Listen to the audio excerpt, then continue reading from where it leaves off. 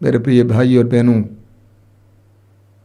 अभी मुझे याद है बचपन में मैंने एक नाटक देखा था।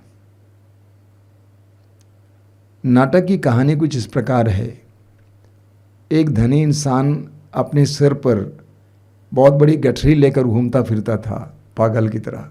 वो पागल हो ही गया था और ये बोलता जा रहा था कि मैं अपने पापों का भार ढो रहा हूं। कहानी कुछ इस प्रकार है कि वो अपने घर के दूसरे मंजिल पर बालकनी में अपने बच्चे को खिला रहा था। अचानक उसके हाथ से बच्चा गिर गया और जमीन पर गिरते ही बच्चा पूरी तरह से खत्म हो गया, मर गया। और वो भाई चिल्ला चिल्ला कर बोल रहा था कि मैंने अपराध किया, मैंने अपने बच्चे को मार डाला, मैंने अपने बच्चे को मार डाला। इस अपराध बोध ने उस इंसान को पागल बनाया। जब मैं मनन चिंतन कर रहा था आज के प्रवचन के लिए, अचानक ये नाटक मेरे मन में आ गया। इस दुनिया में बहुत सारे लोग इसी तरह हैं, अपने पापों का बोझ ढो रहे हैं। स्तोत्रकार कहता है, राजा दाऊद अध्याय 38 वाक्य 19 में, मेरे पापों के कारण मैं अशांत हूं। मेरे पापों के कारण मैं अशांत हूं। पूरी बाइबल में इसी तरह बहुत सुंदर सुंदर प्रसंग मिलते हैं जहां पर वचन हमें बताता है कि पाप इंसान के जीवन में क्या असर कर जाता है। इस्यास नबी अध्याय 1 वाक्य 5 और 6 में प्रभु का वचन कहता है, प्रभु कहते हैं, तुम विद्रोह करते रहते हो, मैं तुमको कहां मारूं। तुम्हारा सिर घायल है, तुम्हारा हृदय मूर्छित है और तुम्हारा शरीर पांव से लेकर सिर तक चोटों से भरा हुआ है। पाप कितना भयानक है और इंसान पाप के बोझ को ढो रहा है, पाप के दाग को ढो रहा है, कलंक को ढो रहा है, पाप के परिणाम को ढो रहा है और कोई ऐसी जगह ढूंढ रहा है जहां पर वो अपने उस गठरी को उतार सके। कैसे इंसान बेचैन होकर इधर से उधर भागते रहता है, अलग अलग पवित्र स्थानों में, तीर्थ स्थानों में, उस गठरी को उतारने के लिए। हमें योहन के सुसमाचार की अध्याय 1 वाक्य 29 में पढ़ने को मिलता है। योहन बपतिस्ता अपने 2 शिष्यों के साथ खड़े थे और उस समय प्रभु यीशु वहां से गुजर रहे थे और यीशु को देखकर योहन बपतिस्ता ने अपने शिष्यों से कहा, देखो ईश्वर का मेमना जो संसार के पाप को उठा ले जाता है। देखो ईश्वर का मेमना जो संसार के पाप को उठा ले जाता है। प्रकाशना ग्रंथ में बार बार हम पढ़ते हैं यीशु के बारे में कि यीशु को मेमना कहा गया है। प्रकाशना ग्रंथ अध्याय 5 वाक्य 6 में, वाक्य 12 में हम पढ़ते हैं कि यीशु को मेमना कहा गया है। प्रकाशना ग्रंथ अध्याय 6 वाक्य 16, प्रकाशना ग्रंथ अध्याय 7 वाक्य 10, प्रकाशना ग्रंथ अध्याय 14 वाक्य 1, अध्याय 17 वाक्य 14, अध्याय 19 वाक्य 7 और अन्यत्र भी ये बताया गया कि यीशु ईश्वर का मेमना है। योहन बपतिस्ता ने कहा, देखो ईश्वर का मेमना जो संसार का पाप उठा ले जाता है। इसको समझने के लिए हमें लेवी ग्रंथ में प्रवेश करना होगा। लेवी ग्रंथ के अध्याय 16 में हम पढ़ते हैं, लेवी ग्रंथ अध्याय 16 उसके वाक्य 21 और 22 में, हारून अपने दोनों हाथ उस जीवित बकरे के सिर पर रखकर, इस्राएलियों के वचन में लिखा हुआ, मैं वाक्य 20 से पढ़ूंगा, वह परम पवित्र स्थान, दर्शन कक्ष और वेदी का प्रायश्चित कर चुकने के बाद दूसरा जीवित बकरा ले आने कहे।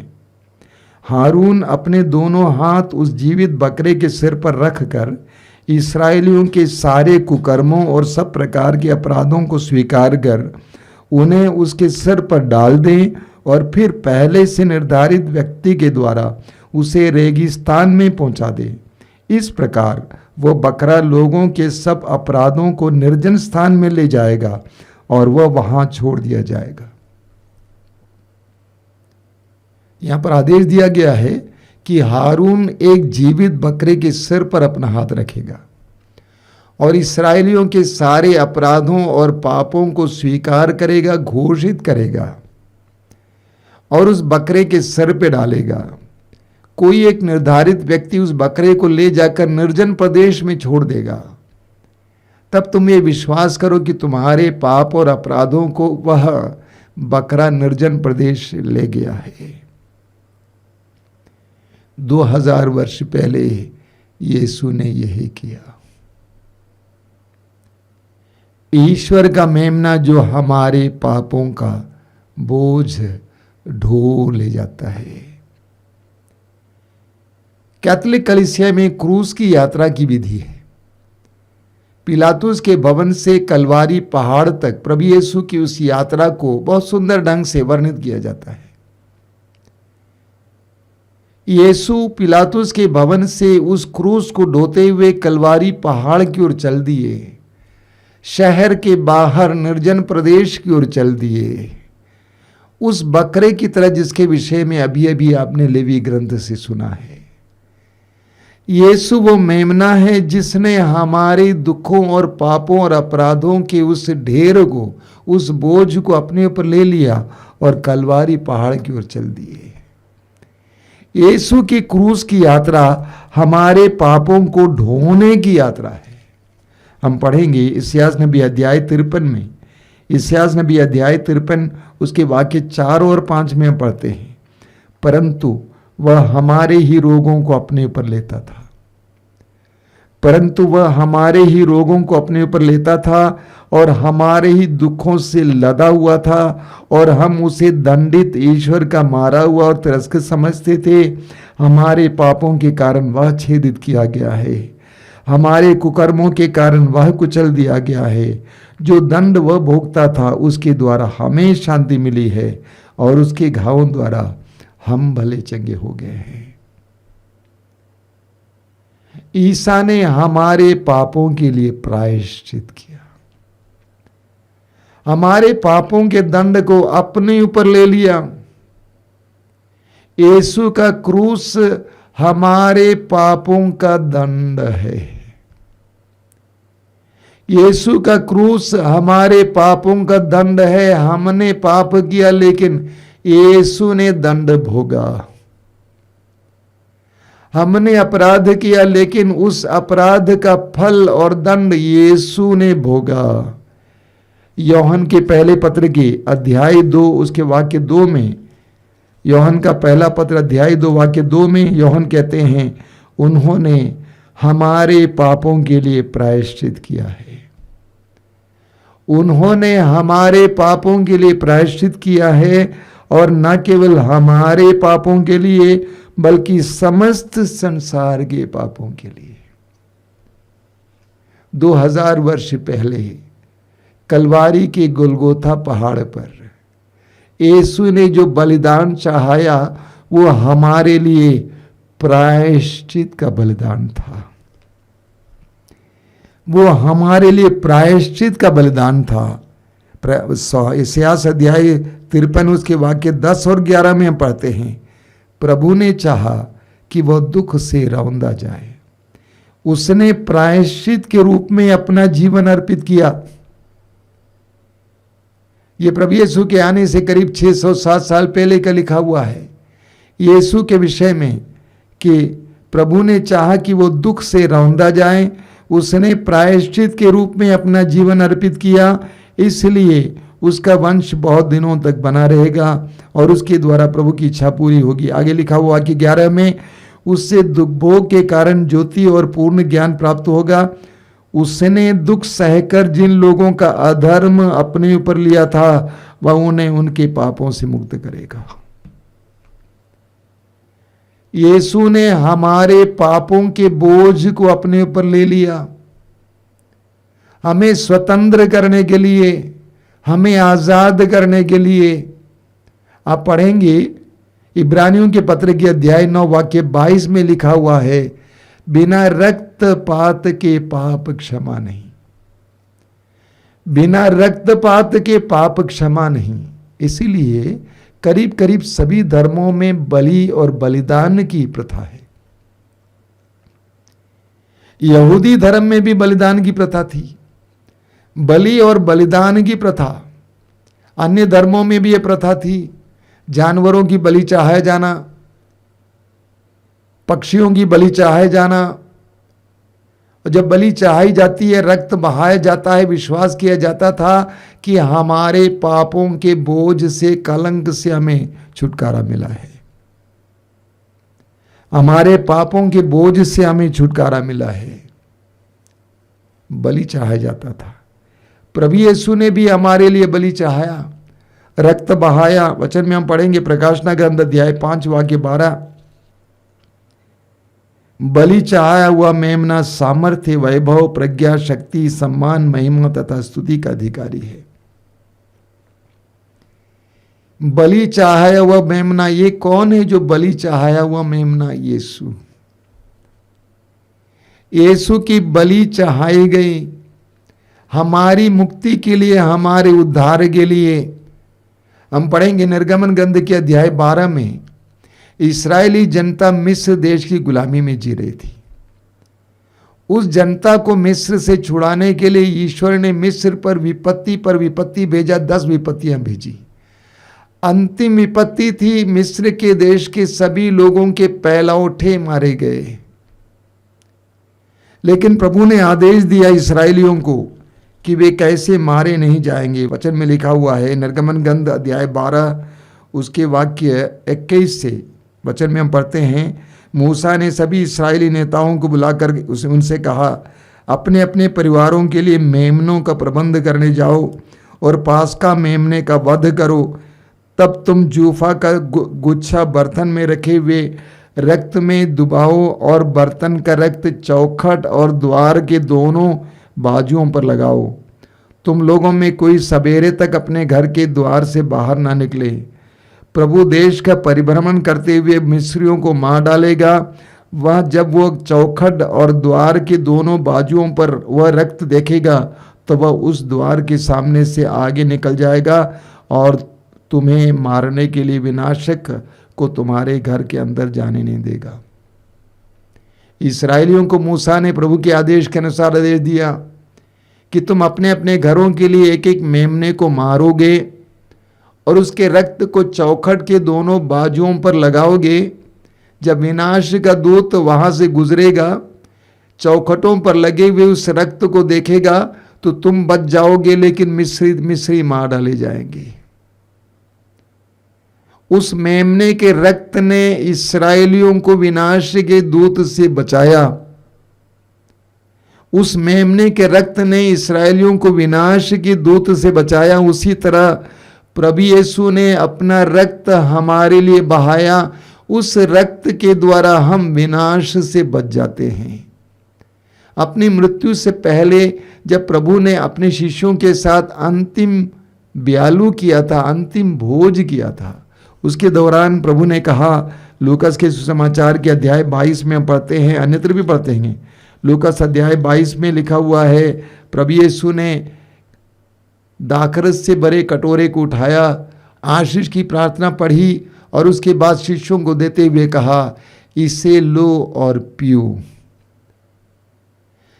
इसे लो और पियो, ये नवीन विधान का मेरा रक्त है जो तुम्हारे लिए बहाया जा रहा है। ये नवीन विधान के, नए विधान का मेरा रक्त है जो तुम्हारे लिए बहाया जा रहा है। वास्तव में अगले दिन प्रभु यीशु ने कलवारी पहाड़ पर ये करके दिखाया। उनका रक्त हमारे लिए बहाया गया, उनका रक्त हमारे लिए बहाया गया 40 कोड़े के द्वारा और क्रूस के मार्ग, क्रूस की यात्रा के द्वारा और कलवारी पहाड़ पर क्रूस पर लटकते हुए उन्होंने हमारे लिए अपना रक्त बहाया। यीशु वो मेमना है जिसका रक्त हमारे लिए बहाया गया है। वो गीत हम लोग गाते हैं, यीशु ने अपना खून बहाकर हमें बचा लिया। क्या मतलब इसका? यीशु मरे कैसे? रक्त बह जाने से मरे। रक्त बह जाने से मरे यीशु के शरीर में जितना रक्त था, सारा रक्त हमारे लिए बहाया गया। यीशु वो मेमना है जिसने अपना रक्त हमारे पापों के प्रायश्चित के लिए बहाया। इसलिए पेतरुस के पहले पत्र के अध्याय 1 वाक्य 18 और 19 में पेतरुस कहते हैं, आप लोगों का उद्धार सोने चांदी जैसे नश्वर वस्तुओं की कीमत पर नहीं हुआ है, बल्कि एक निर्दोष तथा निष्कलंक मेमने अर्थात यीशु मसीह के मूल्यवान रक्त की कीमत पर हुआ है। पेतरुस कहते हैं, आप लोगों का उद्धार सोने चांदी जैसे नश्वर वस्तुओं की कीमत पर नहीं हुआ है, बल्कि एक निर्दोष तथा निष्कलंक मेमने अर्थात यीशु मसीह के मूल्यवान रक्त की कीमत पर हुआ है। यीशु वो मेमना है जिसके रक्त के बहाए जाने से हमें मुक्ति मिली है, पापों के कलंक और दाग और बोझ से छुटकारा मिला है। यीशु ने हमारे लिए प्रायश्चित किया। यीशु वो मेमना है जिसके बलिदान के द्वारा हमारे पापों का प्रायश्चित हुआ।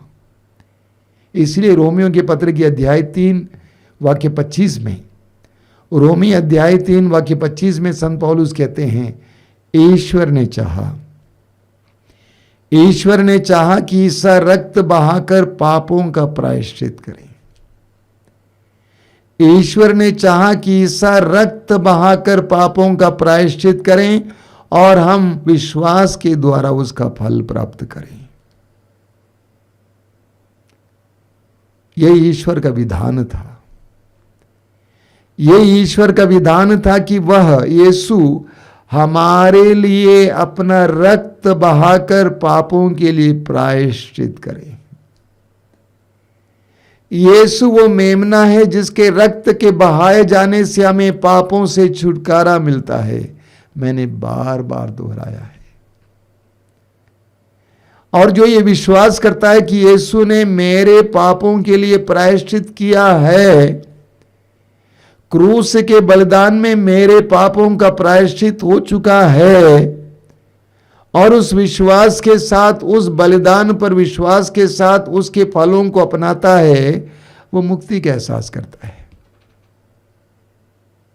ईश्वर ने चाहा कि ईसा अपना रक्त बहाकर पापों का प्रायश्चित करे। ये ईश्वर की योजना है। हमेशा हमेशा के लिए, सारी मानव जाति के लिए, सबके पापों के लिए ईश्वर का पुत्र, निर्दोष पुत्र, निष्कलंक पुत्र हमेशा हमेशा के लिए एक मेमने की तरह वध किया जाता है, और उसके रक्त के बहे जाने से हमें छुटकारा मिलता, आजादी मिलती है। यीशु ने हमारे पापों के लिए प्रायश्चित किया। मेरे भाई और बहनों, आज आप और मुझे प्रायश्चित करने की जरूरत नहीं है। पश्चाताप करने और यीशु के पास आने और उस बलिदान पर विश्वास करने की जरूरत है। पश्चाताप करने की जरूरत है और यीशु के पास आने और उस बलिदान पर विश्वास करने की जरूरत है कि मेरे पापों के लिए यीशु ने बलि चढ़ाया, और ये प्रायश्चित की बलि मेरे पापों से मुझे छुटकारा देती है। ये समय है कि हम प्रभु के करीब आ जाएं।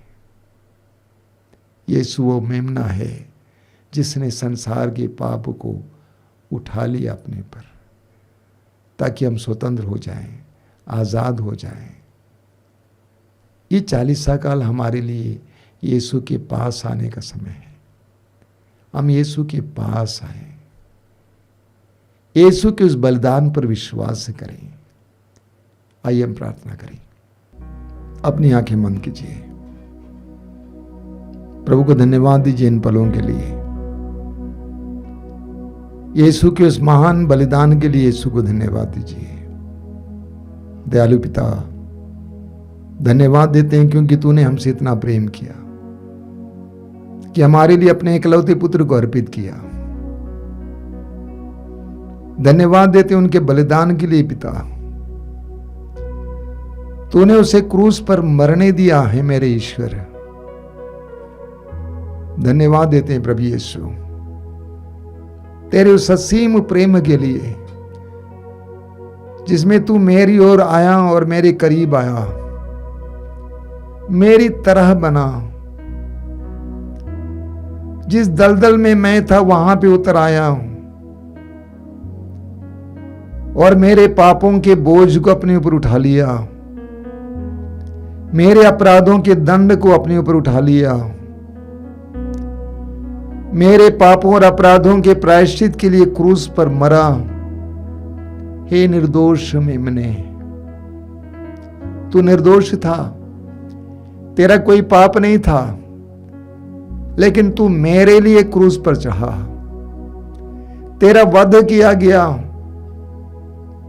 मेरे लिए। तेरे पवित्र रक्त के द्वारा बहाए जाने से मुझे मुक्ति मिली है। धन्यवाद यीशु, धन्यवाद। आइए मेरे भाई और बहनों, प्रभु को धन्यवाद दीजिए इस समय उनके उस महान बलिदान के लिए, उस असीम प्रेम के लिए।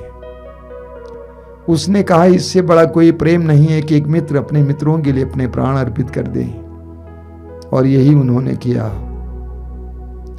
उन्होंने स्वयं हमारे पापों के लिए दुख को अपनाया, मृत्यु को अपनाया। धन्यवाद यीशु, धन्यवाद तेरे उस महान बलिदान के लिए, एक एक बूंद पवित्र रक्त के लिए। हे ईश्वर के मेमने, संसार के पाप उठा ले जाने वाले, हम तुझे धन्यवाद देते हैं, तेरी स्तुति करते हैं। हम विश्वास करते हैं 2000 वर्ष पहले कलवारी पहाड़ पर जो बलि तूने चढ़ाई वो हमारे पापों के प्रायश्चित की बलि है। हम तुझसे प्रार्थना करते हैं उस महान बलिदान का फल हमें प्रदान कर, मुक्ति हमें प्रदान कर, उद्धार हमें प्रदान कर। आमीन।